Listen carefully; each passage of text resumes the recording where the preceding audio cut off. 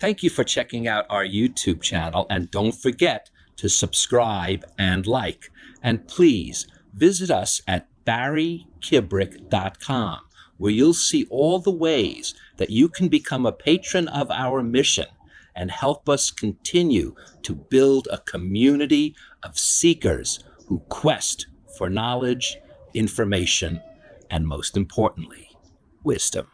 Today on Between the Lines, some of the most crucial ideas we have never learned with the esteemed astrophysicist Jeffrey Bennett. Welcome, I'm Barry Kibrick. Professor Bennett is the Director of Quantitative Reasoning and Mathematical Skills at the University of Colorado. His groundbreaking curriculum became the basis of his best-selling textbooks. Now with his book, Math for Life, Dr. Bennett answers some of the most pressing issues that face our society with clear quantitative and mathematical reasoning, and how we can apply this same thinking in order to benefit ourselves and our... I'm a writer today because I was a reader when I was 11 years old, and it was... You do not need to prove your state of happiness to anybody. Most of these speeches were as much as a month in preparation. Characters, the heroes in this book, are seekers of truth in a story that involves a lot of corruption. You don't get a chance to really talk about what's real, and it's the purpose of the movie.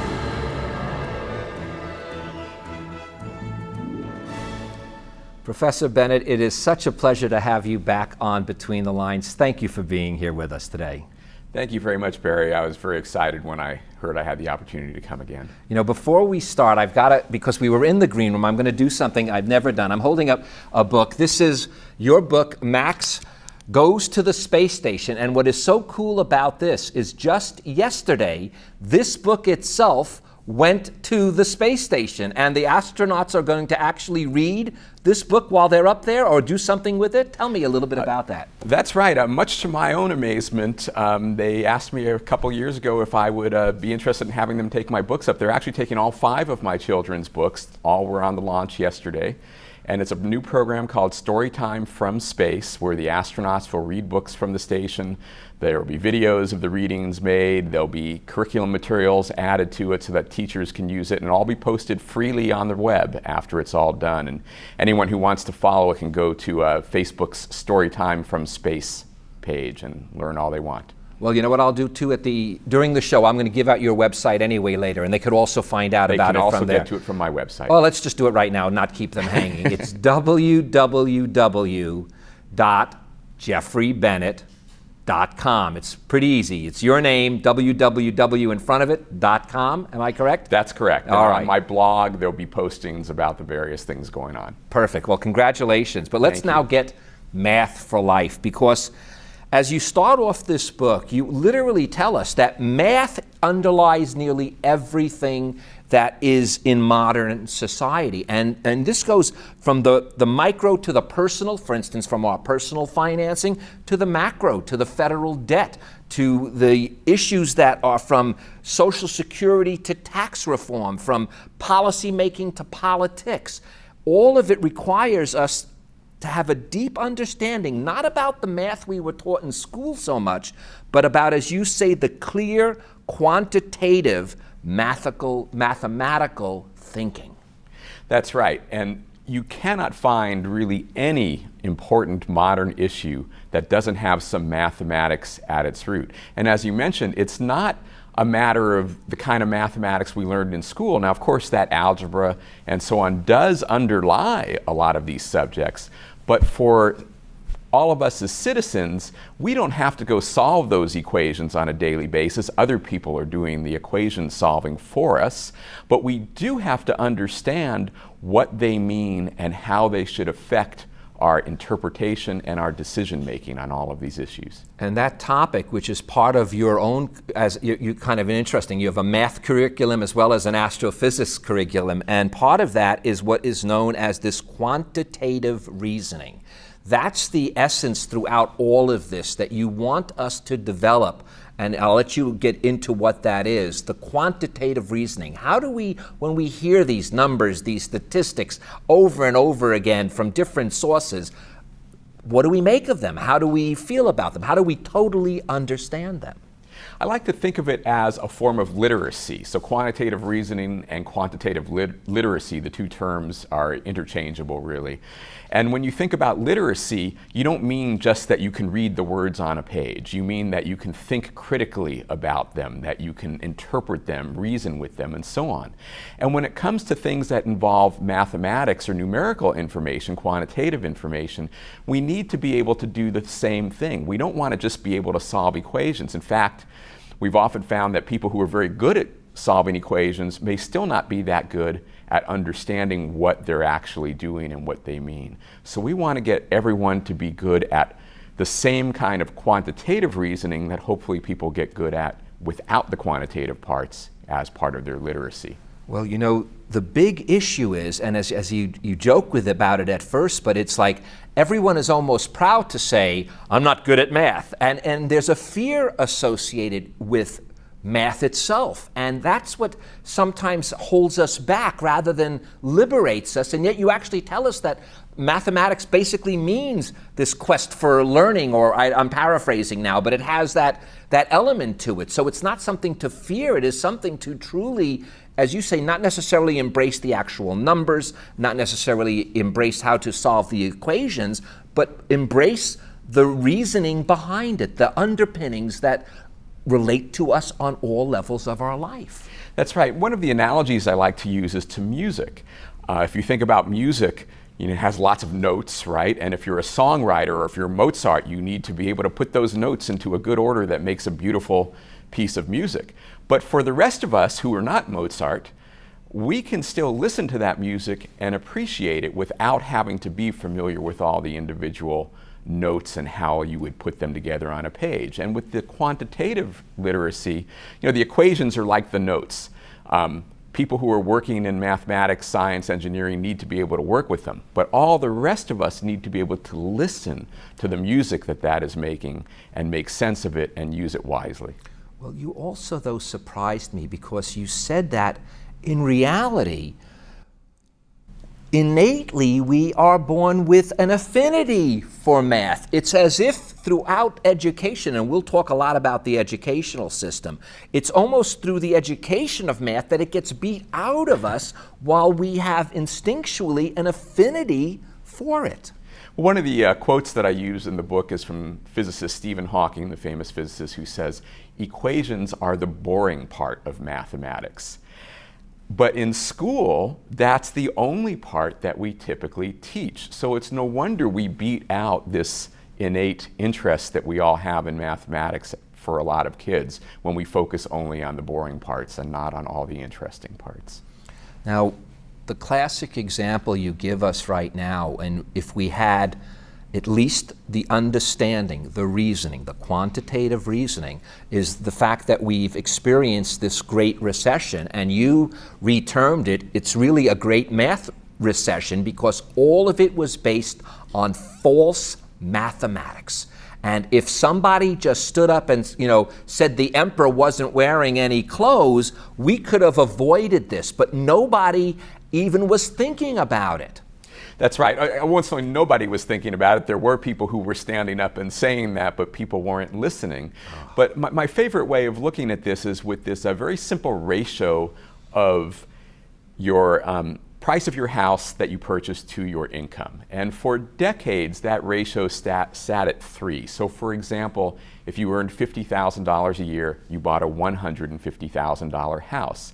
And then in the early 2000s, from 2000 to 2007, it shot up to almost 5, which means that same person with a $50,000 income, instead of buying a $150,000 house, was buying a $250,000 house. And if you just simply ask yourself, how is that possible? I won't go through the details here, but you quickly come to the conclusion that it's really not. You can't afford suddenly to buy a house that's that more expensive than what you afforded a few years earlier. And yet the banks made those loans, the ratings agencies gave them good ratings when they were bundled up into these packages that the companies bought and sold. The individual sitting on the consumer side of the table said, sure, I'll take that loan, without thinking through the fact that the payments were going to become too high for them to make.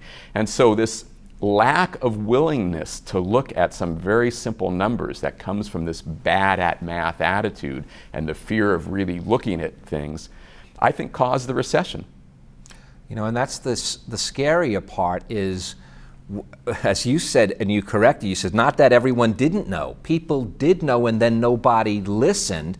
And I think people knew and didn't say, because I remember hearing once someone said, well, you're going to be the one to pop this bubble. I mean, no one wanted to take personal responsibility. And the underlying philosophy of this is you need to take personal responsibility for the math that you may think you don't know, but really do. That's right, and I think one of the interesting things about this bad at math disease, as I like to call it, and I call it a disease because when one person says they're bad at math as though it's okay, it causes other people, and especially kids, to think that might be okay too. So it's a contagious disease. And that spreads throughout society, and then when people do stand up and say, well, have you thought this through? They say, oh no, that involves math, I can't think it through because I'm bad at it. When in fact, it's not that hard. And if people were willing to get over that fear and say, you know what, maybe I'm actually good at math. Go ahead, tell me why you think this is not going to last, why this bubble is going to burst. If you think through it and reason with it, you'll realize, wow, that person knows what they're talking about. And then we wouldn't have these voices being drowned out. But yet, and you go into this, and we'll go deeper as we go, politics, media, everyone feeds into this, and knowingly so. And one of the big things you focus on here is just the national debt itself. And you so clearly see why, if we don't do something about it, all of that money that just gets exponentially paid to, I've learned that from you, through to interest on this debt, we could be, in fact, you give examples of certain things, we could be hiring 50,000 professors to teach astrophysics. We could be hiring 1 million teachers to teach kindergarten. We could be doing all different things with this money that we're just flitting away because we just aren't grasping the magnitude of this, or at least we're not listening to those who are grasping it and trying to let us know that it's not a good idea. That's right. You know, for example, on the debt, you'll hear various different people arguing about whether it's good or bad to run a deficit at various times, how big of a problem is the debt. But when you just step back from all that and look at, for example, the interest like you talked about, the interest that we pay on the national debt each year right now is more money than we spend on education, research, transportation, and almost all of the other important federal programs that you think of for investments in the future. Those are outspent by what we're spending on interest on the debt. And when you look at it that way, all you can say is, that's insane. It's worse than insane. You actually even tell us we have to be careful because you use these words, accuracy versus precision. And we're sometimes fooled by those two words. And in fact, explain why we're fooled first, then we'll get further into the details of it.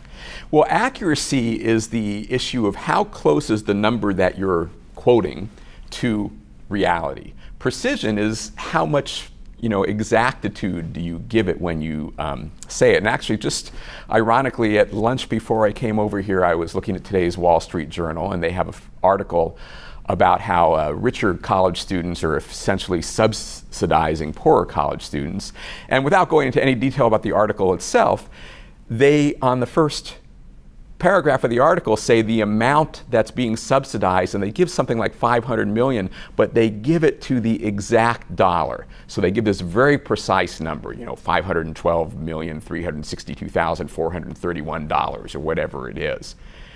That makes people think, wow, if they gave it to the exact dollar, they must know that number really, really well. But in fact, that's a number given with false precision. There is no possible way that you can know that number to the nearest dollar. You probably can't even know it to the nearest $100 million.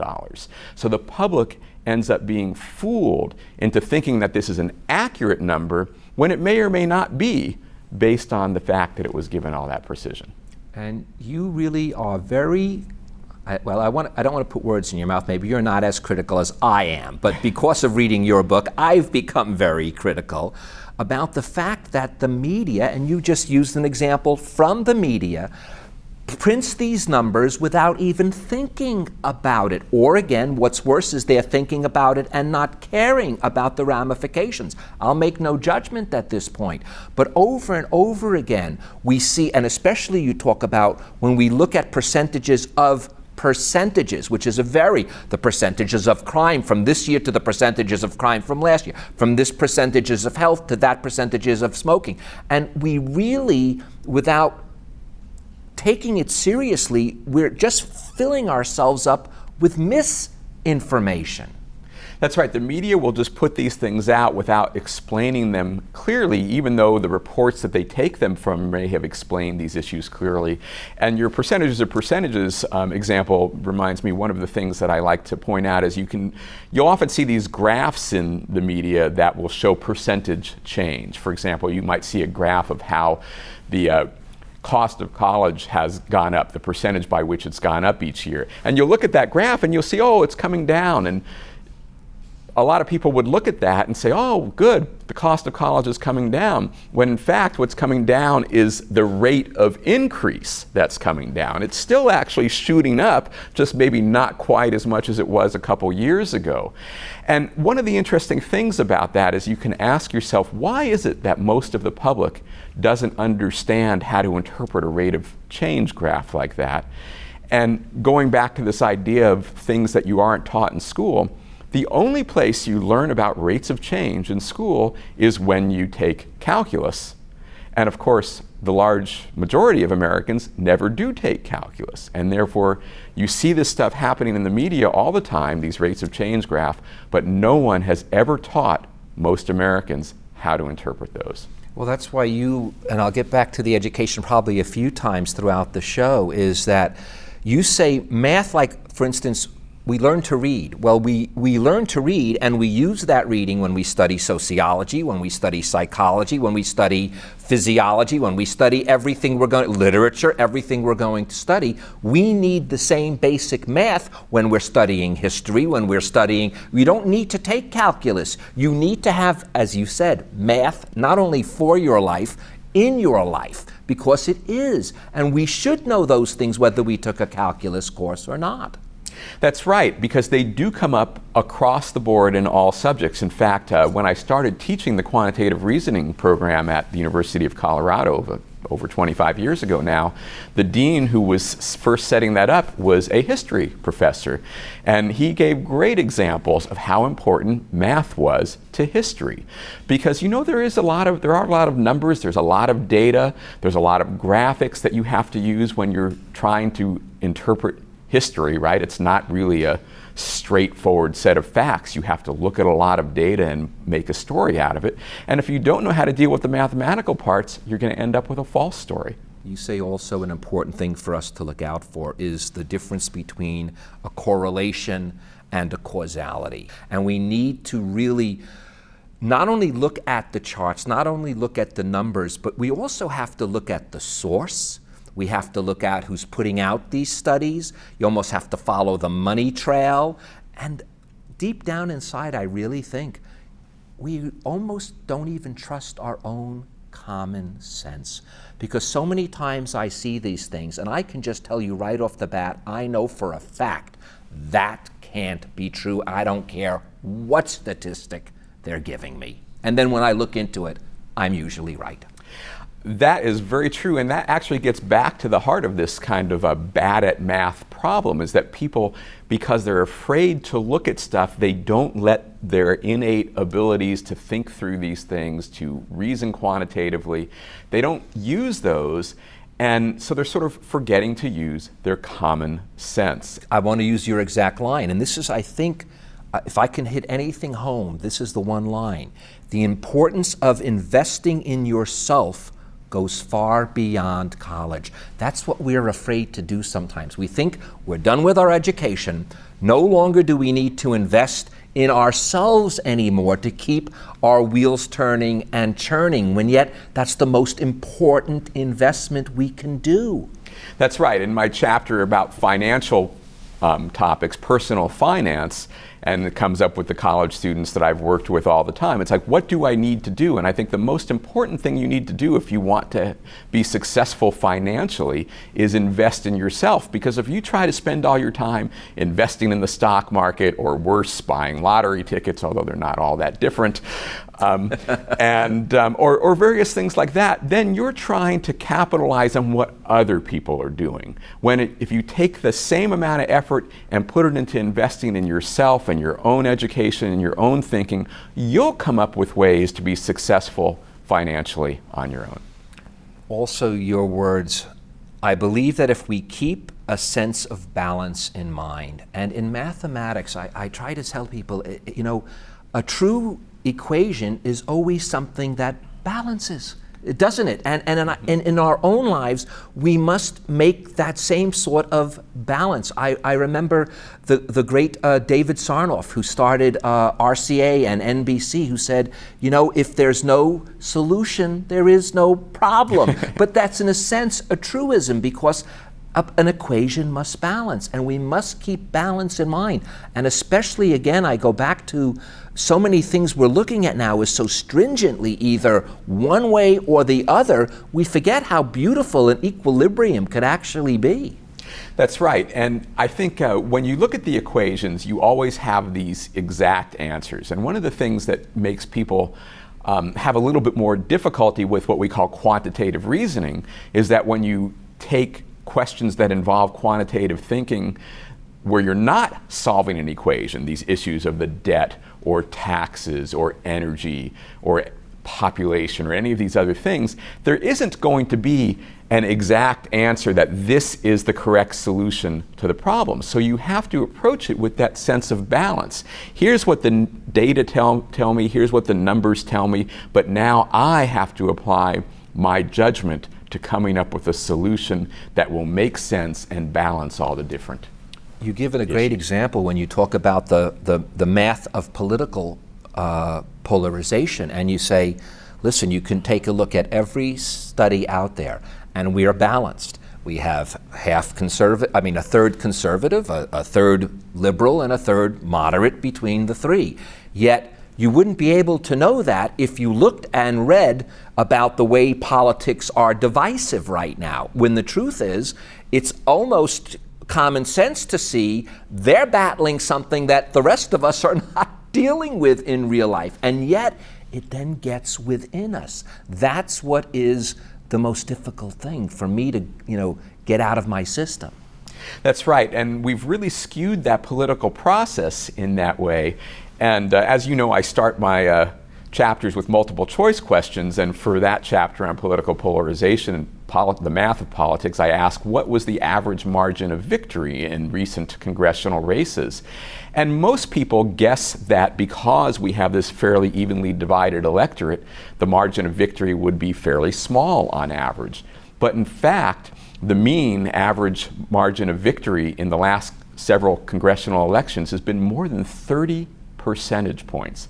In other words, most people are winning on the Republican or Democratic side by these huge landslides, even though the overall electorate is very closely balanced. And the reason that's happening is because the process has been skewed, particularly through redistricting, in a way that packs people who are sort of like-minded into districts so that we end up electing the most extreme people on both sides, and therefore they're not really representative of where most Americans stand.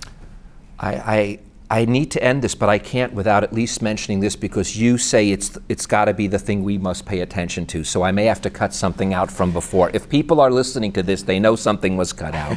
Exponential growth is something we must clearly understand. Exponential growth always comes to a stop. So as brief as you can, Doctor, let us know about that.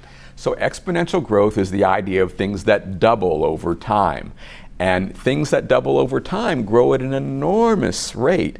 And That is not sustainable. When we had the housing bubble, we had things growing at an enormous rate. Human population has been growing at an enormous rate. These things cannot continue indefinitely because there are limits. The earth can only hold so many people. You can't price houses at $100 million as they were headed to in just 50 years at the rate they were going in the early 2000s. Exponential growth always comes to a stop. The question is, does it come to a stop because we, in a carefully, wise, thought-out way, bring it to a nice equilibrium, or does it come to a stop because it crashes with great damage to many, many people? Doctor, I see why your classes are the most popular. Professor Bennett, I'm going to end with your words. Math is everywhere in our lives, so it should be everywhere in our education. Thank you, Jeffrey, so much for being Thank part you of very this. much. I really appreciate it. It's my pleasure. And thank you guys for joining us. Now, before Professor Bennett leaves, I would like to leave you with these words from Math for Life. We are indeed in a race between education and catastrophe, and I fear that we are falling behind. But I do not believe it is too late to make a comeback and win the race upon which the futures of our children and grandchildren depend. I'm Barry Kibrick. I am certain we will win the race between education and catastrophe, because it is never too late to find the will to do so, especially when all our futures depend on it. Thanks again, Professor.